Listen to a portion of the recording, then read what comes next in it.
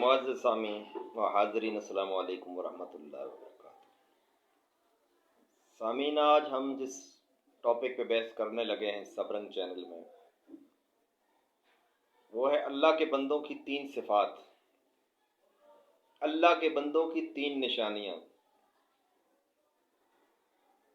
کہ وہ کون سی علامات ہیں جو ایک بندے میں آنے کے بعد اسے اللہ کا بندہ بنا دیتی ہیں اور وہ شخص اللہ کی نگاہ میں رہتا ہے۔ کسی زمانے میں قدیم ہندوستان کا ایک واقعہ ہے کہ جس زمانے میں لوگ گھروں میں خدمت کے لیے کنیزیں رکھا کرتے تھے، لونڈیاں رکھتے تھے، ان سے کام لیتے تھے۔ اسی طرح وہاں کے ایک شخص نے، غالباً جودھ پور کا واقعہ ہے، کہ وہاں ایک شخص نے گھر کی خدمت کے لیے کنیز رکھی۔ وہ بڑا متمول، بڑا صاحب حیثیت شخص تھا۔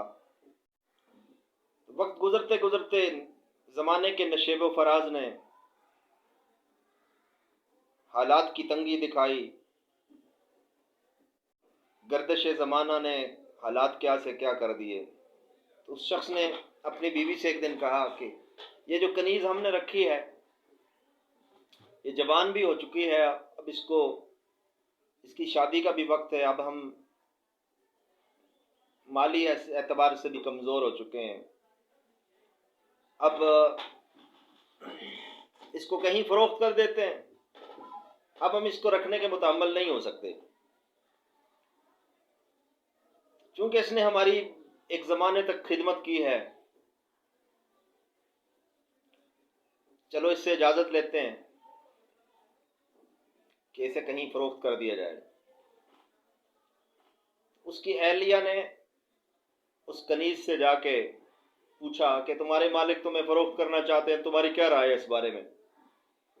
تو کنیز نے کہا، جی ہم کنیز اور غلاموں کا کیا حیثیت ہے، ہماری کیا، ہم صاحب الرائے نہیں ہوتے، جیسے مالک چاہیں تمہاری مرضی ہے، آپ جس طرح چاہیں فروخت کریں، جو بھی کریں، لیکن عذرائے کرم ایک مہربانی ضرور کرنا کہ جو میں نے خدمت کی ہے اس کے صلے میں صرف میری ایک درخواست ہے کہ اگر فی الواقعہ کہیں ہمیں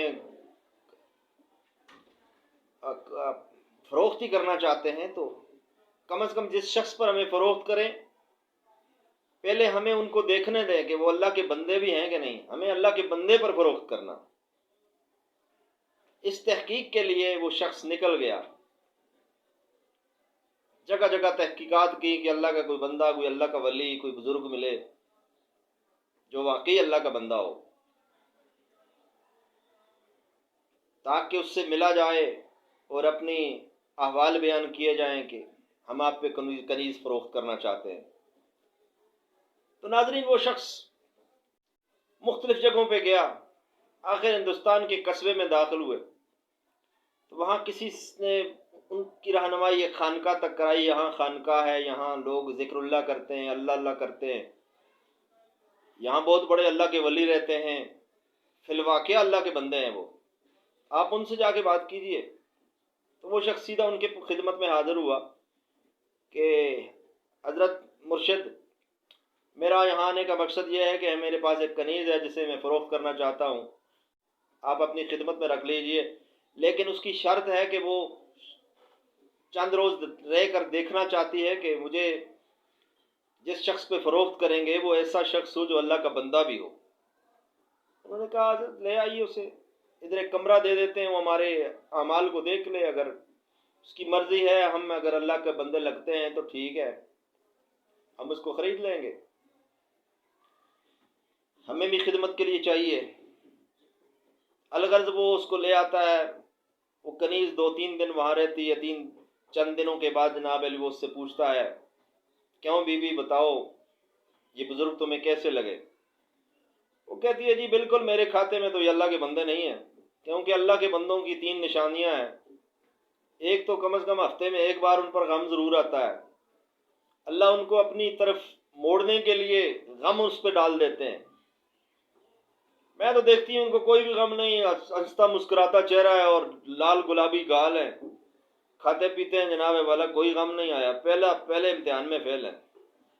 دوسری علامت اللہ کے بندے کی یہ ہوتی ہے کہ انہیں کہنے والے ان کا رزق جو ہے وہ لقمہ حلال کا ہوتا ہے، وہ ایک لقمہ بھی حرام کا استعمال نہیں کرتے۔ یہاں تو دیکھتی ہوں باہر سے نذرانے آتے ہیں، صدقات خیرات آتے ہیں، یہاں پر مریدین ہیں وہ بھی کھاتے ہیں، اور یہاں پیر صاحب بھی چلا رہے ہیں۔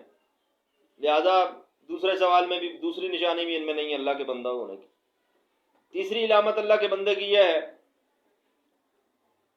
کہ انہیں اچھا کہنے والے بہت کم اور ان کی توہین کرنے والے زیادہ ہوتے ہیں۔ ہاں یہاں تو میں نے دیکھا کہ سارے لوگ عزت ہی کرتے ہیں، حضور جی، جی باجی، جی پیر صاحب، جی شیخ المکرم۔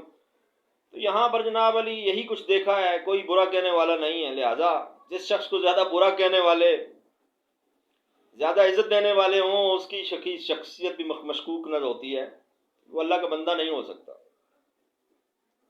یہ باتیں شیخ سے آ کر بیان کی کہ وہ یہ کہہ رہی ہے، نے کہا ادھر اس کو بلاؤ۔